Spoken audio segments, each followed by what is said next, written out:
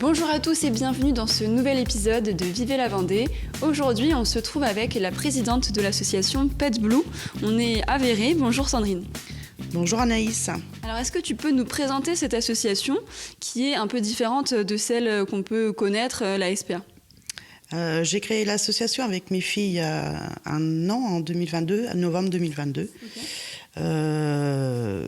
Donc on accueille des chats. Pour l'instant, on n'a pas de chien, mais on veut faire chien aussi. Et la différence entre une association et la SPA, c'est que quand on démarre, on n'a pas de subvention, on n'a rien. Donc on a beaucoup de mal à démarrer. Mais voilà, on fait tout chez nous. Tout se passe dans notre maison. On travaille logiquement avec des familles d'accueil, ce qui est difficile à trouver actuellement. Mais voilà, la différence, c'est ça. Ouais. Il y a combien de chats chez vous, là ? Je crois qu'il y en a à peu près une dizaine, non ? Je dois en avoir 16. Ok. Oui. Comment ça se passe, l'organisation ? Bon, ça se passe pas trop mal. J'ai beaucoup de travail le matin, entre le ménage, les litières, leur donner à manger. Et j'ai un petit qui me prenait beaucoup de temps au début. Ça va mieux maintenant parce qu'on lui donne plus le biberon. Mais j'ai mes journées complètement. Comment l'idée t'est venue de lancer cette association ? Donc j'ai créé l'association avec mes filles il y a un an maintenant, fin novembre 2022, parce qu'on a été famille d'accueil pendant 2 ans.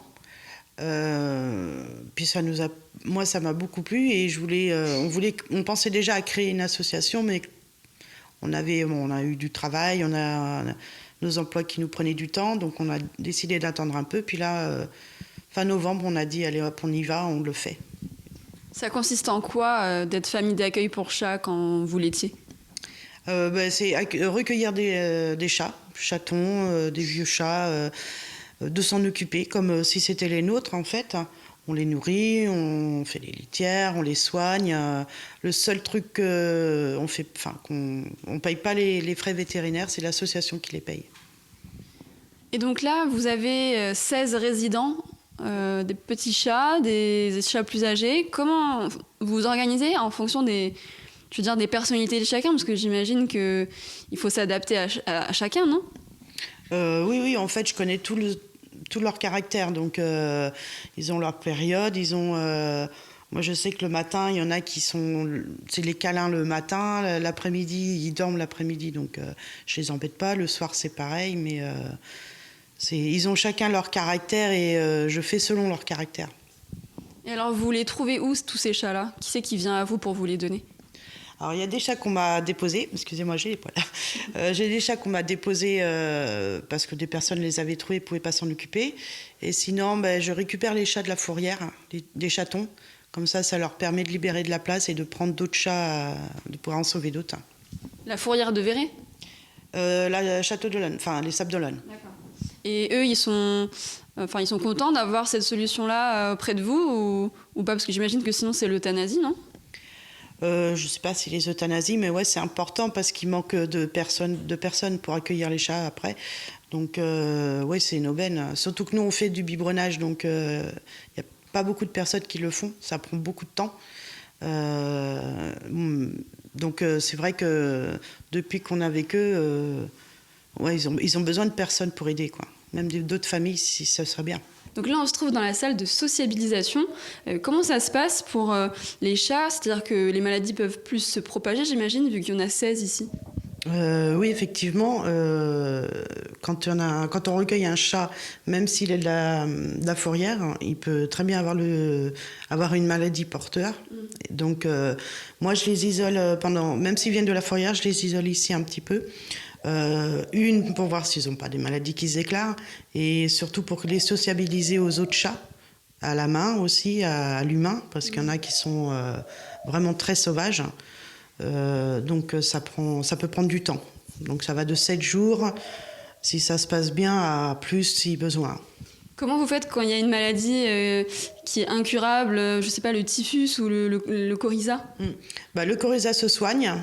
Et le typhus se soigne aussi, mais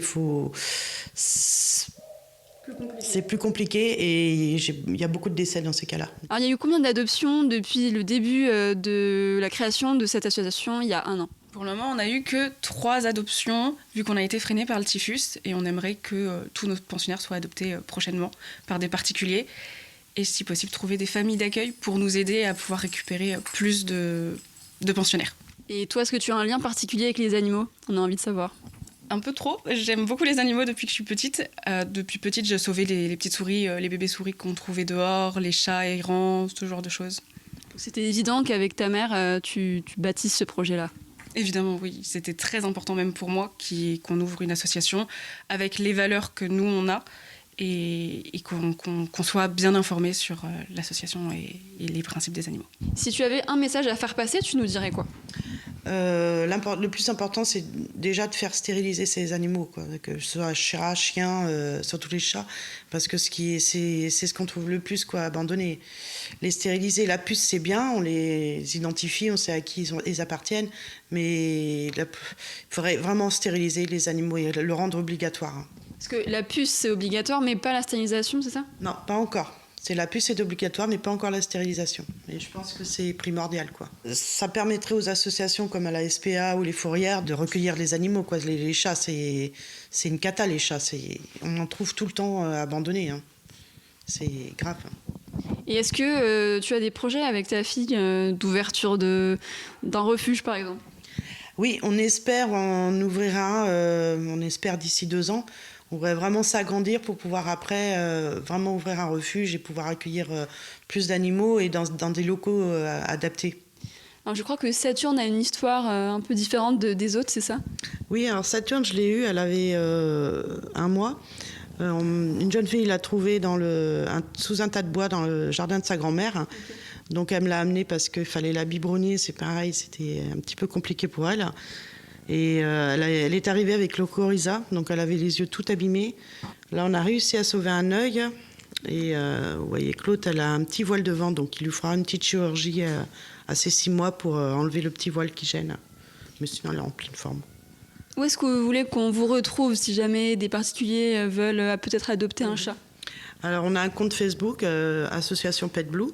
C'est pas pour toi, Saturne.